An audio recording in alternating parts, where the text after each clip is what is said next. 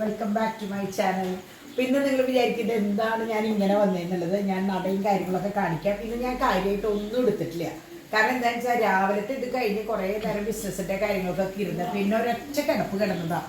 പിന്നെ എണീറ്റ് അങ്ങനെ പെടുന്ന സിനിമയ്ക്ക് പോയി ചെയ്തു. അപ്പം ഞാൻ പറഞ്ഞില്ല, അടുക്കളയിലത്തെ കാര്യങ്ങളൊന്നും ഞാൻ ചെയ്യാത്ത കാരണം നോക്കാത്തത് കൊണ്ട് തന്നെ എനിക്ക് വീഡിയോസ് ഇപ്പോൾ പിള്ളേർസാണ് ഇപ്പോൾ ചുറ്റുമുള്ളത് കേട്ടോ.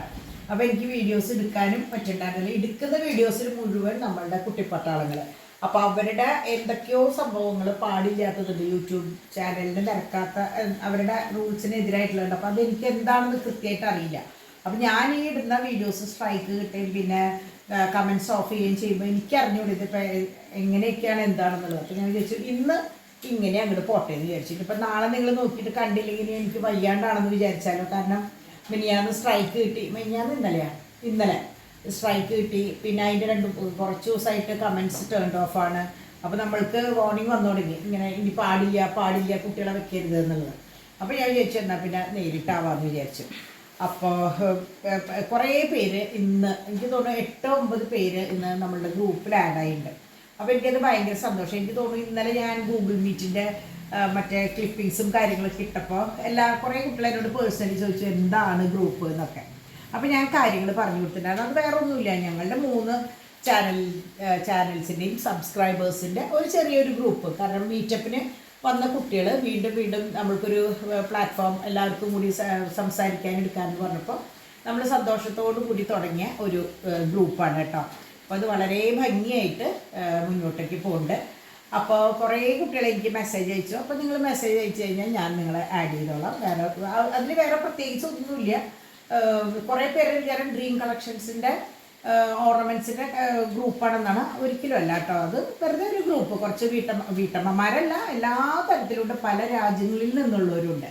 അപ്പോൾ അതാണ് ആ ഗ്രൂപ്പ്. അപ്പോൾ ഞാൻ അതിനെക്കുറിച്ചും കൂടി ഒന്ന് പറയാമെന്ന് വിചാരിച്ചിട്ടാണ്. പിന്നെ അതുപോലെ തന്നെ നമ്മളുടെ ഡ്രീം കളക്ഷൻസിൻ്റെ ചാനൽ ഞാൻ കൊണ്ടുവരാമെന്ന് വിചാരിച്ചെങ്കിലും എനിക്കങ്ങനെ പറ്റിയിട്ടില്ല. ഒറ്റ വീഡിയോ തന്നെ ഇട്ടിട്ടുള്ളൂ. 2ാമത്തെ വീഡിയോ ഇട്ടിട്ടില്ല, മാറ്റി വെച്ചേക്കാണ്, പറ്റിയിട്ടില്ല ഇടാനായിട്ട്. അപ്പോൾ അതും ഈ പറഞ്ഞ പോലെ അതിലും പിന്നെ എൻ്റെ ഫോണിൽ കണ്ടിട്ടും എങ്ങനെ ഓർഡർ ചെയ്യണമെന്ന് അറിയാണ്ട് കുറേ കുട്ടികൾ ചോദിക്കുന്നുണ്ട്. അപ്പോൾ അതിൽ നിങ്ങൾ ചെയ്യേണ്ടത് എന്താണെന്ന് വെച്ചാൽ നമ്മുടെ ഒന്നെങ്കിൽ അതിൽ കമൻ്റ് ഇടുക, അല്ലെങ്കിൽ കമൻസിൽ ചോദിക്കുക, അല്ലെങ്കിൽ എൻ്റെ ഫോൺ നമ്പർ ഞാൻ കൊടുക്കാം.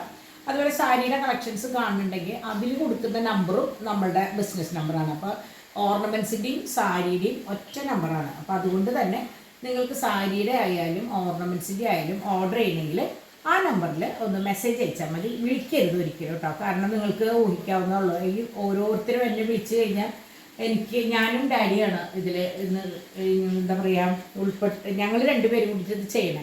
അപ്പോൾ ഫുൾ ടൈം നമ്മൾക്ക് ഫോൺ എടുക്കാമെന്ന് പറഞ്ഞാൽ ഒട്ടും പറ്റുക. ഡാഡി എന്ന് വെച്ചാൽ പുറത്തേക്കൊക്കെ എപ്പോഴും പോകുന്നതാണ്. അപ്പോൾ അതുകൊണ്ടാണ് മെസ്സേജ് എന്ന് പറയുന്നത്. മെസ്സേജ് ആകുമ്പോൾ നമ്മൾ 10 മിനിറ്റിനുള്ളിൽ എന്ത് തന്നെയായാലും ആ മെസ്സേജ് കണ്ടിരിക്കും.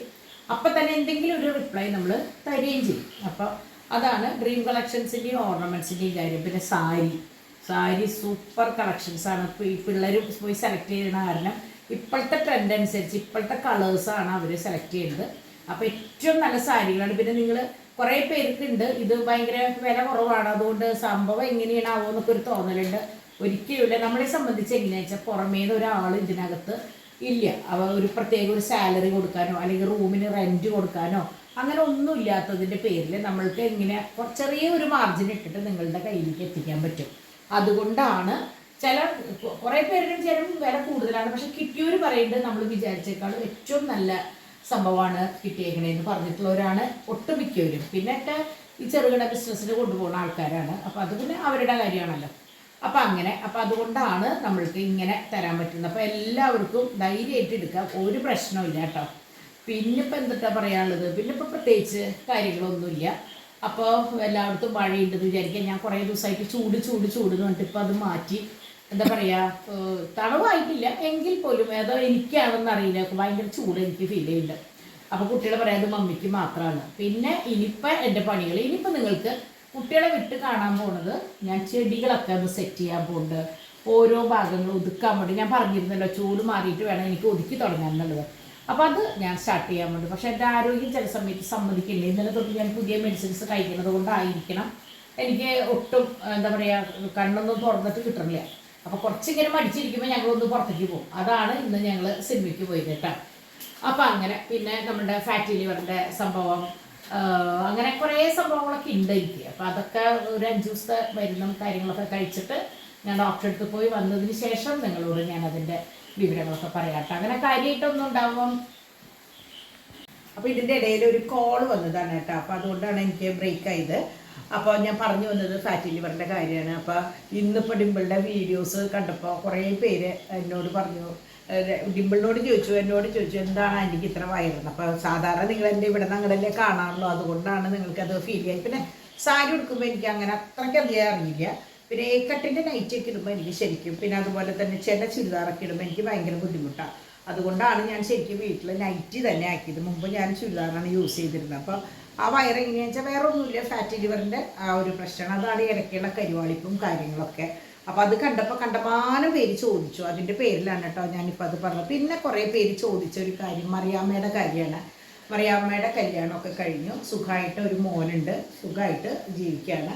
അപ്പോൾ കുറേ പേര് പറഞ്ഞു എന്താ നിങ്ങൾ പറയാത്ത എന്ന് ചോദിച്ചാൽ ഒന്നുകൊണ്ടല്ല, കുട്ടിയുടെ കല്യാണം കഴിഞ്ഞ് പോയി അവർ സന്തോഷമായിട്ട് ജീവിക്കുന്നു. പിന്നെ ഇപ്പം അതിൽ പറയേണ്ട കാര്യം, അപ്പം എനിക്ക് തോന്നുന്നു പുതിയത് വന്ന കുട്ടികൾക്കാണ് തോന്നുന്നുണ്ട് അതറിയാത്ത കാരണം. അപ്പോൾ കുറേ കുട്ടികൾ താഴെ റിപ്ലൈ കൊടുക്കുന്നുണ്ട് കല്യാണം കഴിഞ്ഞ് പോയി എന്നുള്ളത്. അപ്പോൾ അതിനുള്ള ഉത്തരം കൂടി ഇനിയിപ്പോൾ നിങ്ങൾ എന്താണാവോ എന്നൊന്നും വിചാരിക്കേണ്ട, അതാണ് സംഭവം കേട്ടോ.